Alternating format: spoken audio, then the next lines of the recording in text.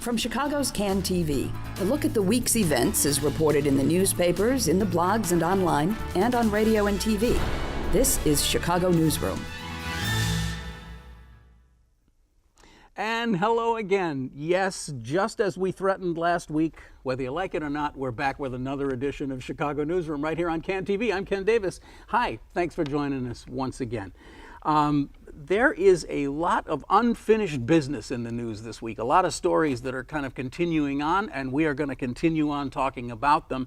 And we have a couple of reporters with us today who have a lot of experience under their belt covering Chicago and the region. And I'm referring, of course, to Sam Hudzik from WBEZ. Sam, great to have you back on the show again Thanks today. for having me. And also back on the show again, I'm happy, very happy to say, from the Chicago Sun-Times, Mark Brown, columnist. Glad to have you both back. I wanted to have you guys back because this really does feel like a week where you want to sort of like step back a half a step, take a breath, and try to put some of these things in context. And I thought a good place to kick off would be the Channel 7 interview that Mayor Richard M. Daley granted to talk about his life outside of being mayor. He didn't give them much, as he never does, but he did give them one really big nugget, which is this notion that he's kind of rethought the longer school day. And I believe he says something about if you don't have the instructions, then it's not going to be as valuable. A, is there substance to this? Has he really rethought this? And B, what the heck does this mean for the relationship with him and the guy who will not mention his name, whose name we shall not mention, who's the mayor? I mean, what is this? All right, let me say, this feels to me like a really kind of a big development, or is it just inside baseball crap that nobody really cares about? I mean, I think it's kind of about time. I mean, he's been sitting there for the last year taking, or even before that, because it goes back through the campaign of everyone, Emmanuel included, talking about how the city under Daley's watch, without saying Daley, of course, had gone to ruins, and just sort of took it. You know, he just sort of took it, and during the campaign, when he was asked about criticism about his administration, Daley would say, "Oh well, you know, that's a campaign, that's politics," and that's pretty much how he's gone about this. This is the first time that he's said something that directly disagreed with Emmanuel, and it's a big part of Emmanuel's platform. Yeah. So was your reaction also one of kind of like wide-eyed, like, whoa, I can't believe he said that? What I thought was interesting was how forcefully Pat O'Connor, Emmanuel's floor leader, had fired back at Daley in the Sun-Times article about it. Pat O'Connor was like, "Well, I don't want to call him a flip-flopper, but maybe he's a flip-flopper," saying that Daley had at some point supported a longer school day. I don't know. Emmanuel just sort of shrugged it off, as you would expect Emmanuel to do. I don't think it's a huge development. I don't think it's a huge setback for the longer school day. Emmanuel's still going to get what he wants. You know, I mean, I think one of the most striking things is it's no setback at all, because it doesn't matter what Mayor Daley has to say anymore. I mean, I found that increasingly so. You know, I went back and reread that story today to get a feel for it again, and I think that was the thing that most struck me is, okay, he said this. Okay, fine. You know, but it doesn't matter anymore. He's just another citizen. He is, you know, and you know, certainly if he chose to really get in there and make a fight of it, I mean, that could be interesting. But he's not going to do that. That's not his nature. You know, this is, you know, I mean, he is an opinionated guy, and you know, maybe he really did change his mind a little bit on this. I'm sure he's not against a longer school day. As I went and saw it over again, I think what he was saying is that the longer school day isn't the answer. It's which is the in a way, even Emmanuel is saying that, you know, although that's where he's saying you got to start. Right. And of course the teachers union position is that doesn't, you know, that you got to start with the substance of it, which in a way Daley's more backing them on this. Yeah, well, that is interesting to me that you know, I think those of us who have history with Daley, covering him or whatever, one of the things that I always found most fascinating about Richard M. Daley was that he would occasionally say these just off-the-wall Looney Tune things that would have all of the elites sort of giggling in their sleeves and saying, you know, what an idiot he is, except that that stuff that he was saying just resonated with the majority of voters in Chicago. I mean, I can give you a dozen examples of things where I saw him saying, well, let me just digress for a second. I just remember a long time ago it was like a gardening award for city gardeners or something, and you know he had remarks and he just completely went off the page and starts on this thing about there's a city council all full of like middle-aged or older gardeners, right? It's a Saturday morning, and he says, "You people, you understand the city because you sweep your alleys. It's important to sweep the alleys." And we are all looking at each other like, oh, he's off the rails again. You know, where is this going? He gets a round of applause. I mean, it's just like the people in the room just completely resonated with that because he was understanding what they understood about the city. So I was thinking about this in that context. Is Daley actually saying something? Is he sending a message to Rahm saying, unlike you, I know what people are thinking in the city, and they're saying this longer school day is crazy because there's no substance to it. Maybe he was sending a beneficent signal to the mayor. I think that comment is not going to permeate enough to make any sort of difference in the debate. Okay. You know, the number of people who probably watched it or read the stories about it, you know, at the end of the day, pushing for the longer school day right now is about the teacher's contract coming up. That's why he felt like he had to do it now. And I don't see him backing down. I wonder if any of this fits into the context of a sort of a larger view. I don't know why we're spending so much time talking about Rich Daley today, but I like it though. Yeah, like it's fun, yeah. Isn't it? Yeah. I mean, in the context of the Tribune story yesterday about this unbelievable deal that he made for whatever it's going to be $180,000 a year pension for the rest of his life, and you know, obviously there's the parking meter deal and all these other things that have kind of soured people on him. That he must be having a kind of a rough time of it right now. And when Ben Bradley, who did the interview, was reading transcripts back to him of things that Mayor Emanuel has said about how the city has just been drifting for the last 10 years. I mean, economically, we're just, you know, a basket case. There's been nobody in charge, basically. And his face was getting flushed, and some of the old Daley, you're thinking, oh boy, he's going to pop. But he didn't. He just said, it's just politics. It's fine. I don't mind. So, you know, and then of course you have Burge too. So there's a lot on Mayor Daley's plate at this point, I would think. Oh. You don't that doesn't resonate with you that way? I guess I'm not picking up on it that way. For one, I mean, I'm not in any way knocking the Tribune story, but we reported a year ago at the time he retired that he was going to get a $185,000 pension. So for everybody to now go, oh my God, he's getting a $185,000 pension. Well, where were you a year ago? Now, the Tribune story was much more layered than that, and it went into details about how these pensions are constructed, and the different little wrinkles that you can use to get your pension to where it was. I still kind of like to. I've talked it over with a few people. I'd like to see their math on you know, one of the big issues is he did something to save the amount of personal contributions he had to make. They say 400,000. You know, I would like to see the math on that, and then what other people would.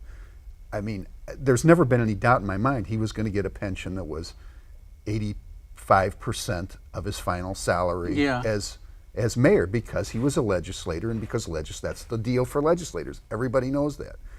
They're also, you know, I don't want to get too arcane here, but I very much know the arcanities of the pension system, and you know, we used to have these things called windows. They were these little openings that the legislature would stick into a pension bill, and it would allow you to make a move and catch up credits without paying all the money that you would have to otherwise. Well, those were evil, and there are so many bad things that happen through those windows. We haven't had a window since like 1991, or if that was, and this is the window Daley. That was the one he took advantage of. Yeah. I mean, we all knew there were windows. Back then the numbers wouldn't have looked as, you wouldn't have been able to see back then the way the numbers were going to work out now. The legislature has cleaned up a whole lot of this stuff after getting beat down over decades, and they still have more to clean up. Okay. And but you can't take away Daley's pension. You can't even stop it from happening for the next guy. I mean, that's all already been done. The deal he got. That is incredibly fascinating to me because you're right. I do remember that you and I assume probably the Tribune, you guys were reporting on that. I kind of knew in the back of my mind that his pension was going to be $180,000, but it didn't feel as raw until I read the account of all the backroom dealings that got it to where it is, and it's interesting, but as you say, that may not be the case today. So Mayor Emanuel will not be able to pull those same kind of strings. He won't be walking out of there with that same kind of pension. He doesn't need it. It doesn't even matter. I mean, Well, he's not. Yeah. I mean, he's not going to pull strings to get his pension up because he doesn't need it. The other thing about Daley is he finished out his political career with $1.2 million in campaign funds that he could access and spend freely and on trips to the Bahamas if he wanted, but he hasn't. He's actually used a lot of it to categorize his memoirs now and all of his archives, and he's been spending a lot of it in the last year. I looked at his most recent thing. He's only got about $500,000 left. Is that right? So he's been using a lot of it to just keep open a political office and to pay to have people look through his old papers. Ron will do everything he can to maximize his pension, and he and the same formulas apply to him, but and depending on how long he stays in office. Well, conventional wisdom, he only has 3 more years. Well, then he won't get a very good city pension, I don't think. But I'm sure that he will maximize it in every way possible. Right. I was at that press conference. I think you were there the other day after the Infrastructure Trust when he said, "As long as I'm mayor, so and so," and then your pal Fran Spielman said, "How long will that be, Mr. Mayor?" So. Let's sort of switch this around a little bit to, there's a vague, there's a connection to Richard M. Daley even in this. The Koschman case popped again this week with Dan Webb being appointed, well, it was last week, being appointed as the special prosecutor. You guys were on this story like dogs on a bone for a long time, and it really was kind of lonely, I would imagine, out there, because I think a lot of reaction was kind of like, oh God, are they doing another story about this thing? But it appears that there is something to it, and that now for the first time, maybe it's really, I mean, if you're getting to the point of appointing Dan Webb, then somebody is taking it seriously somewhere, right? Well, I've seen this story from its very first origins in the minds of our top investigative reporter, Tim Novak, he's just a guy who, if he had a scab, he'd pick at it, and that just always kind of nagged at him that there was something about that case that was weird, and that he'd been busy at the time doing hired truck investigations, so he was always going to come back to it. And so he started in on it, and I wasn't always sure along the way. And he and Chris Fusco and at times Carol Marine, they have just worked that story, and they've gone to extraordinary lengths to keep it alive. And like you say, at a time when people kind of go, another one of these stories, because of course all the stories carry the same 1 or 2 pictures of the kid, right. And. I don't think that when they started, they had any idea that it could go this far. And now I think the people have taken it seriously, and that starts with the judge who decided to appoint a special prosecutor, and now clearly he's and who apparently, from what you've written, had a kind of a personal epiphany of some sort because of a case that he had tried earlier on. Well, in appointing the special prosecutor, the judge mentioned a case. For some reason, I'm drawing a blank on the judge. Doesn't matter. Tooman? To Judge Tooman. Yeah, Judge yeah, Tooman, yeah. who had started off his career as a public defender and had a case that you could clearly tell he felt that it was a case where the defense was sort of a police brutality defense, and he felt that the system had kind of run roughshod over this guy, and then he wanted on appeal. But you could tell something in his heart that here was a very similar kind of case of a guy who nobody was looking out for him, and just as nobody was looking out for David Koschman on that night, and nobody was there are many questions about whether or not he received justice. Yeah. And so, now we have Dan Webb, who, for whatever concerns some people may have about whether, he's part of the power structure too, so can he really be independent? He's just a tremendous lawyer, and he's done this role of special prosecutor many times, and I'm sure he's going to run it out. What could happen? Well, I mean, how could this play out? I'm not even sure I fully understand. Would somebody end up? End up being in prison for this? Well, there is no statute of limitations on a homicide case like this, so that's still a possibility that there could be charges brought against the mayor's nephew, R.J. Vaneco. Some type of charge could possibly be brought. I mean, what we're more interested in at the Sun-Times at this point is, did somebody in the police department or in the state's attorney's office intentionally lay down on this case?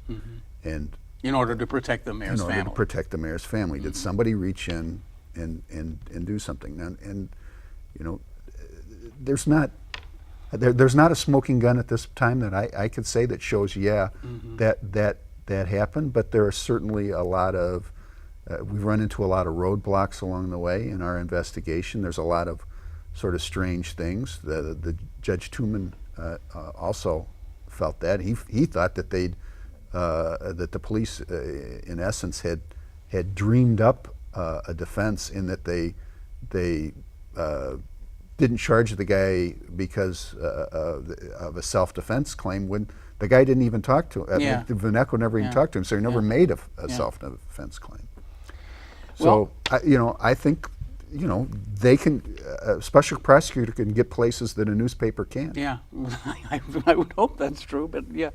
But newspapers can get lots of places, and it's part of the reason why I'm so happy that we still have two functioning newspapers in Chicago. That's a separate show, but it's a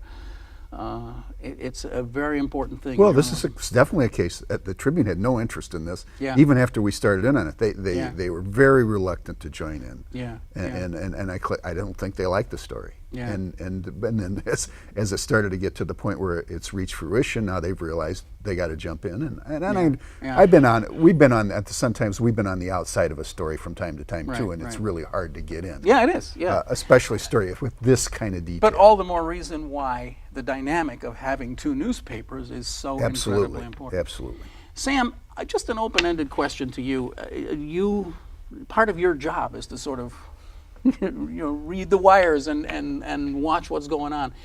What are the things that are going on in Chicago right now that we need to be paying attention to? What's on your top couple of lists? We don't get a chance to do this very often on the show, and I'd really like to hear your... I think the action right now is in Springfield. I mean, honestly, I think what ends up happening with pensions, what ends up happening with Medicaid, and then the fallout of that, I think is going to be just huge.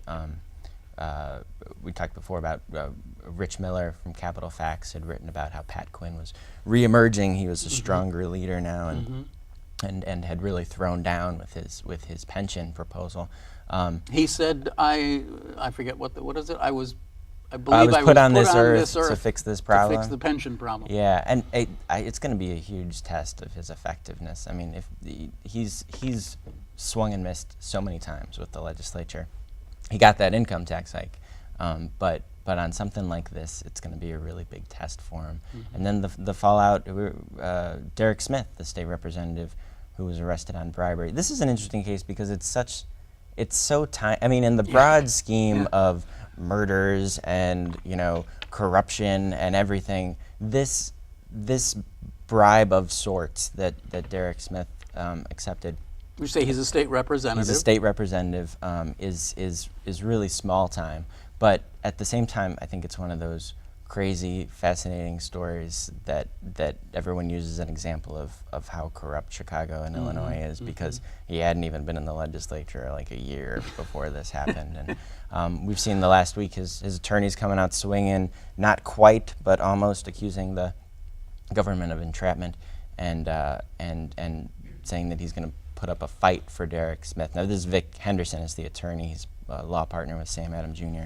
And Sam Adams Jr. from Rod Blagojevich fame. Certainly know the so Adams. If you think about the Adams, you might think, well, Derek Smith's going to fight this to the end, like he's going to keep going. Well, Sam Adams Jr. also defended Arenda Troutman when she was former alderman, when she was faced corruption charges, and she pled out. I think at this point it's hard to see where this is going to go. I mean, I think that just to sort of refresh our viewers' memory of this, because I think it's one of those things that it is kind of a tertiary story. Yeah.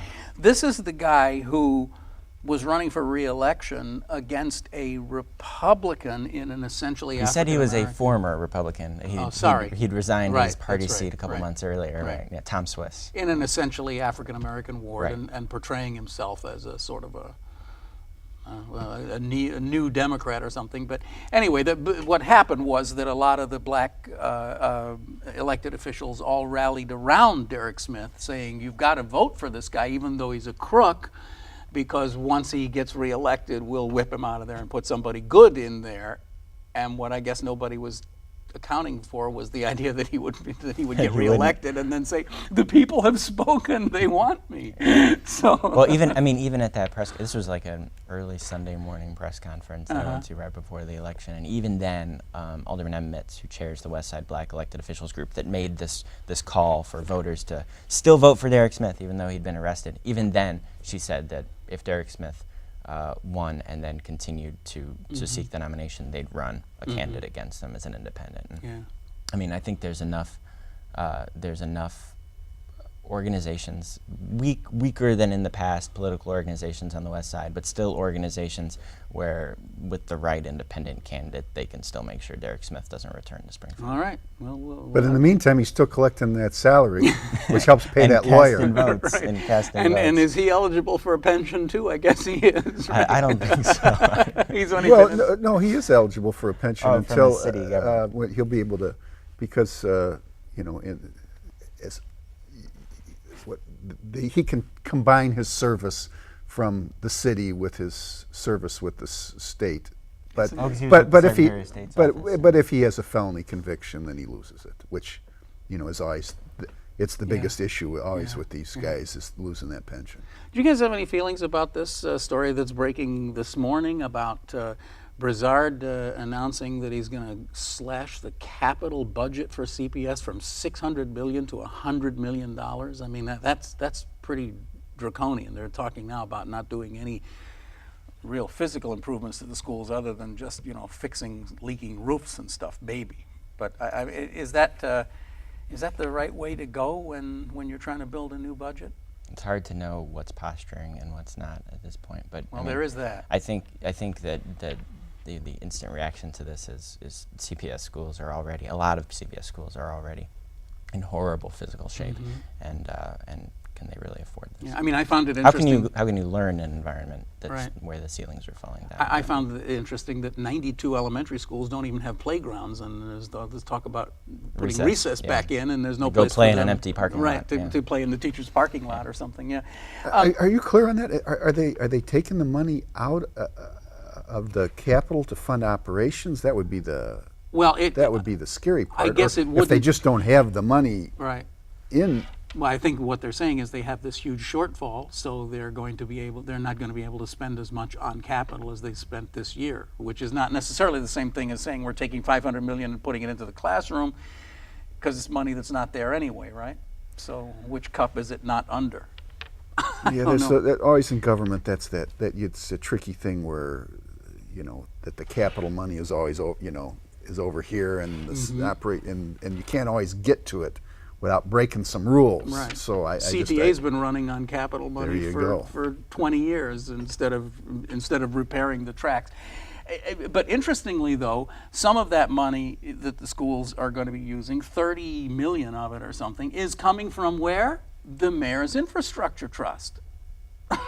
Which, I mean, okay, fine, but I didn't think we had any money in the infrastructure trust yet. It was only just got passed. So, well, there isn't any money, but I assume that's a reference to the first infrastructure trust project, which is going to be this retrofit, which they've said all along would include school buildings, parks, and city facilities.